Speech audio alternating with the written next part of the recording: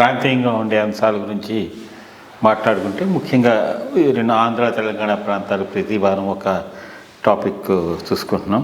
తెలంగాణలో గత వారం రోజులుగా పేపర్స్లోనూ వీటిలోనూ అంతా చూస్తున్నది ఒక అవినీతి తిమింగలం బాలకృష్ణ పేరుతో ఇక్కడ హెచ్ఎండిఏలోను వీటిలోనూ ఉండి కోట్లకి పడగెత్తిన విషయం బహిర్గతమైంది. అసలు అది ఆయనకు ఒక్కళ్ళకే పరిమితమా, ఇట్లాంటివి చాలా ఉంటుంటాయా ప్రభుత్వంలో జరిగే విషయాల్లో? ఎందుకంటే ఇది అందరికీ తెలుసు.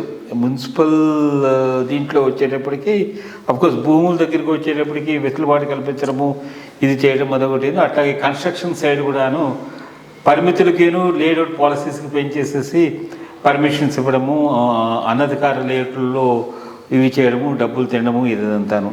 దీనికి ఇప్పుడు ఏంటంటే ఈ లేటెస్ట్గా ఇంకా నిన్న ఒక 54 ఏదో ఉంటుంది, దాంట్లో లేఅవుట్లు వేసిన దాంట్లో మళ్ళీ పర్మిషన్లు ఇవ్వద్దు, ఈవెన్ రిజిస్ట్రేషన్ ఆఫీసర్ కూడాను మీరు వీటిని ఈ పట్టాలన్నింటినీ రిజిస్ట్రేషన్ చేయొద్దు అని చెప్పేసి ప్రభుత్వంలో అధికారులకి దృఢ నిశ్చయంగా ఉన్నప్పుడు వీటి మీద ప్రజలు అంతా అయోమయంలో ఉంటారు, వాళ్ళకి అన్నీ తెలియదు.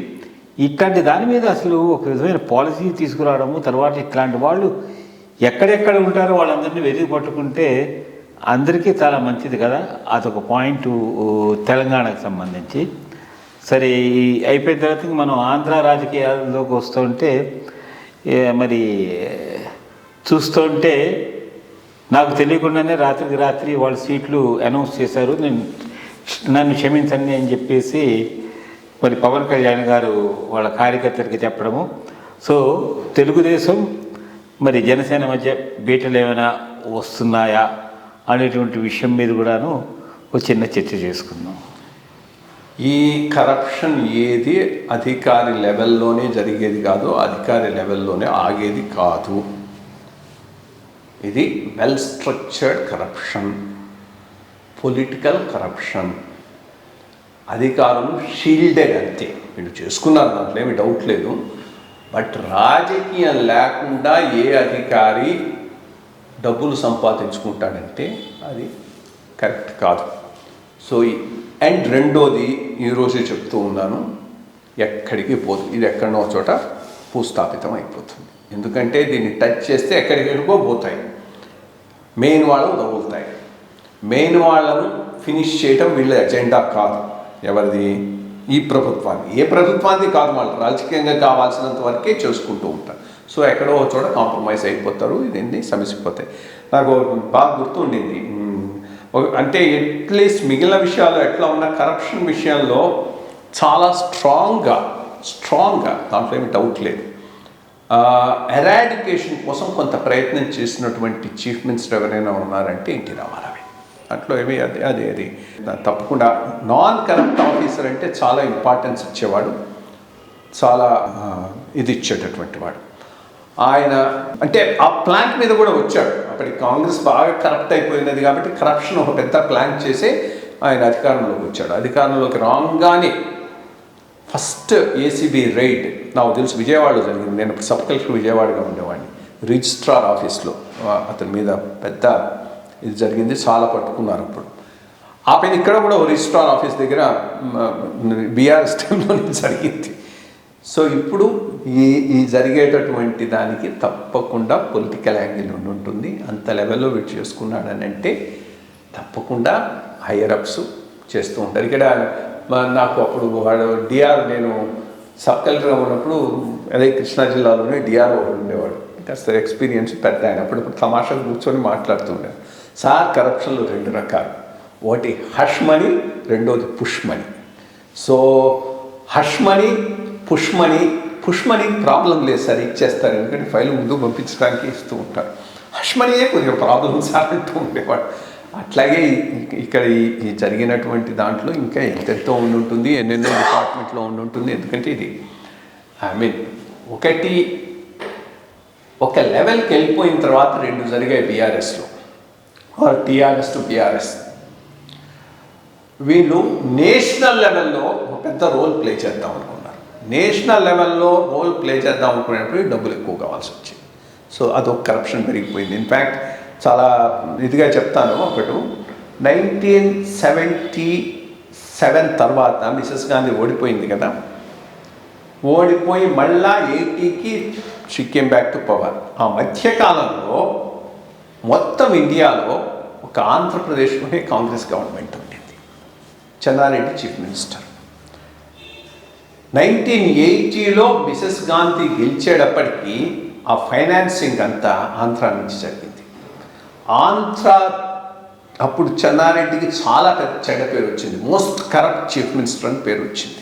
చందారెడ్డి అని పేరు వచ్చింది. చాలా డిపార్ట్మెంట్స్ నుంచి. సో అప్పుడప్పుడు he can be very open. ఎవరో క్వశ్చన్ అడిగితే it's generally told that the highest corruption is in Andhra అంటే who fed the election fund of the whole of India for Congress, it's only Andhra Pradesh అని అన్నాడు.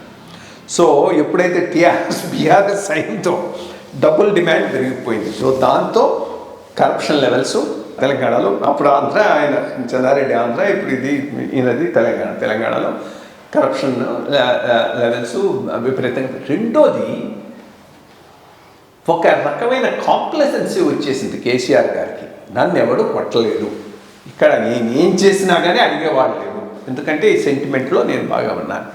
బట్ ప్రజలు అన్ని గమనిస్తూ ఉంటారంటానికి ఇది మంచి తార్కాణం. ఆయన చెప్పినటువంటి స్పీచెస్కి అంతకుముందు ఎట్లా చప్పట్లు కొట్టారు, ఇక్కడ వచ్చి అట్లాంటి స్పీచెస్ చెప్పకపోతే చీపోమన్నారు. సో అదైంది. Congress track record on corruption కూడా చాలా గొప్ప ఏమి కాదు.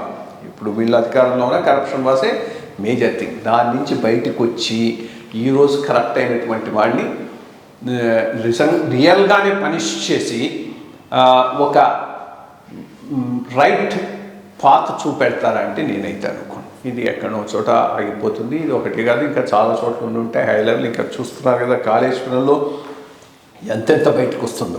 కాళేశ్వరంలో బయటకు రావాలంటే కాళేశ్వరంలో ఉండే కాంట్రాక్టరు అందరికీ ఫైనాన్షియల్ అయి ఉండి ఉంటాడు. సో వాడిని పట్టుకోవడం అంత కష్టం కాదు. అదకపోతే మళ్ళీ కాంగ్రెస్ కూడా తగిలే అవకాశం ఉంటుంది. So we don't know, but I don't think దీనివల్ల పెద్దగా ఏదో అయిపోతుంది వస్తుంది. ప్రతి గవర్నమెంటు చేంజ్ అయినప్పుడు ఇట్లాంటివేవో సెన్సేషనల్ కేసెస్ 2-3 వస్తాయి. ఆ 4 రోజులు దాన్ని పట్టుకొని ప్రెస్ అంతా ఊరేగుతుంది. ఆ పైన అందరూ మర్చిపోతారు. వీడిని మళ్ళీ తీసుకొచ్చి ఎక్కడో ఫోకల్ పాయింట్లో వేసినా నేనేమి ఆశ్చర్యపోయేటటువంటి మనిషిని కాదు. దెన్ అదొకటి.